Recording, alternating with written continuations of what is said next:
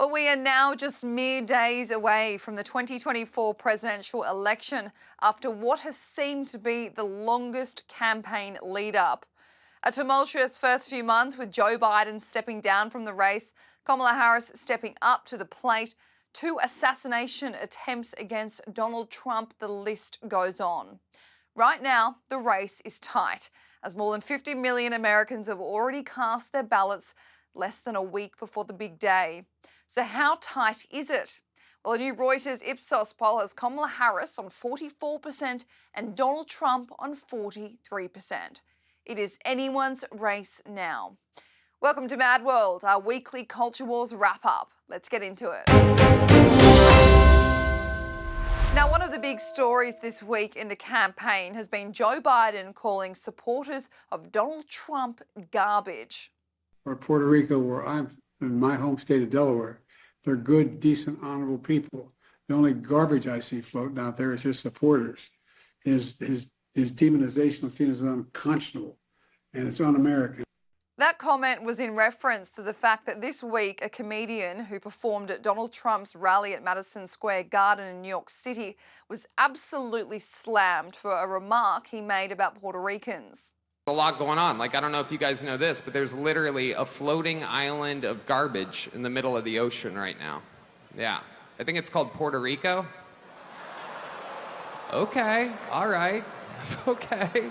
We're getting there. Again, normally I don't follow the national anthem, everybody. Another comedian, Aubrey Plaza, had a stern message for comedian Tony Hinchcliffe.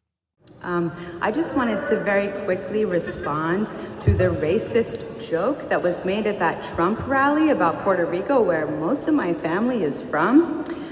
Thankfully, my sweet abuelita wasn't here to hear that disgusting remark, but if she was alive today, I think she would say, Tony Hinchcliffe, go f*** yourself. And yes, the Wall Street Journal can quote me on that.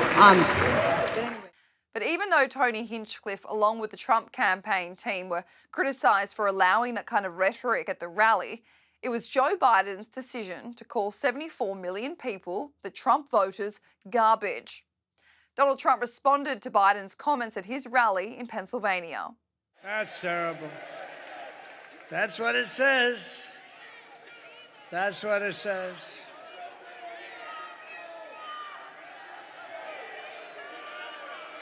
So you have, remember Hillary, she said deplorable, and then she said irredeemable, right? But she said deplorable, that didn't work out. Garbage, I think, is worse, right? But he doesn't know, you have to please forgive him. Please forgive him, for he not knoweth what he said.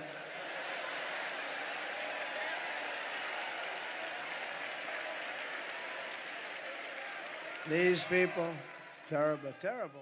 Former President Trump's campaign secretary also released a statement that read, "There's no way to spin it. Joe Biden and Kamala Harris don't just hate President Trump, they despise the tens of millions of Americans who support him. Kamala does not deserve 4 more years." CNN responded to Joe Biden's comments, saying that this could have done some pretty significant harm to the Harris campaign with only days left. Tonight, there's new reporting about Joe Biden and a moment that explains why things are the way that they are. Sources tell CNN that the president is in do no harm mode, stapling himself to the bench at the direction of the Harris campaign.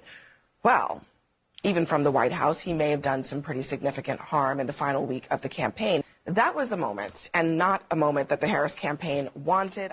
Governor Josh Shapiro, who leads arguably the most important swing state in the election, Pennsylvania, responded to his boss's garbage comments.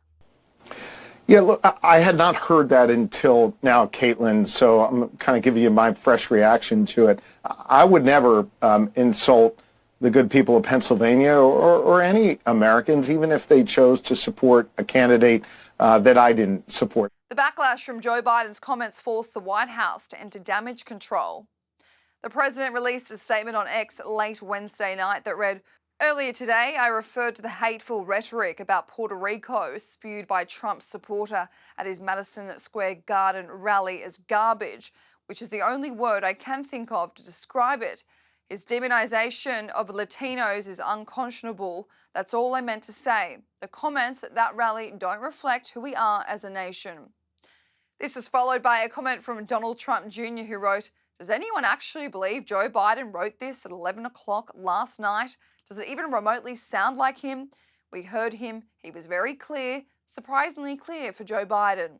The hate of the Harris-Biden administration is shining through and no intern is going to cover it up."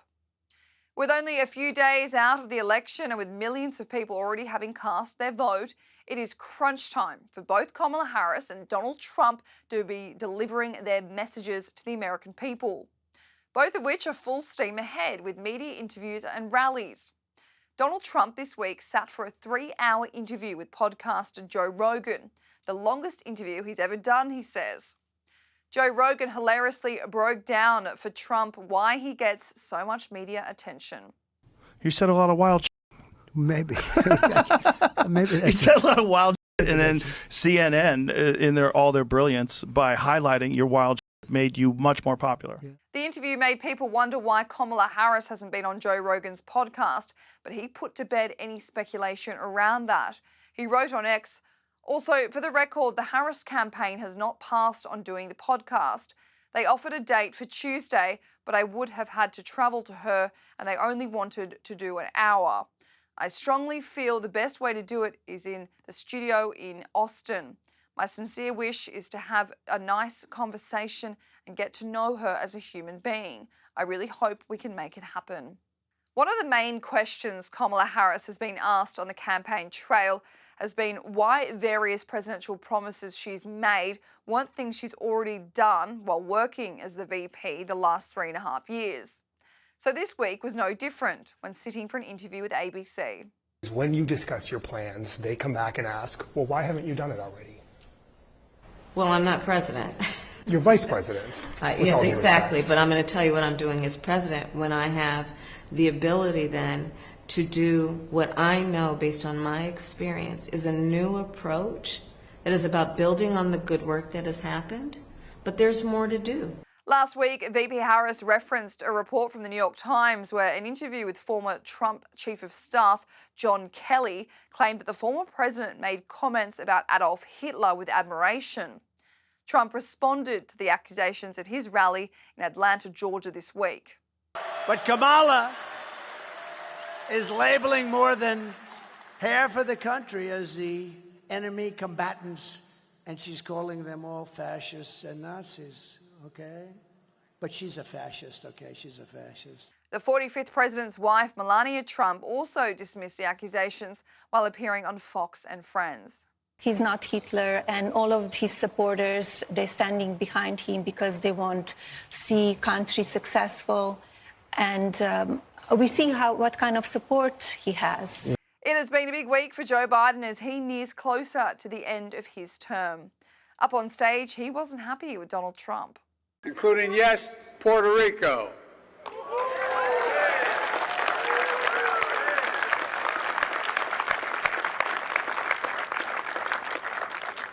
Well, I'd take that guy for a swim out there. Anyway.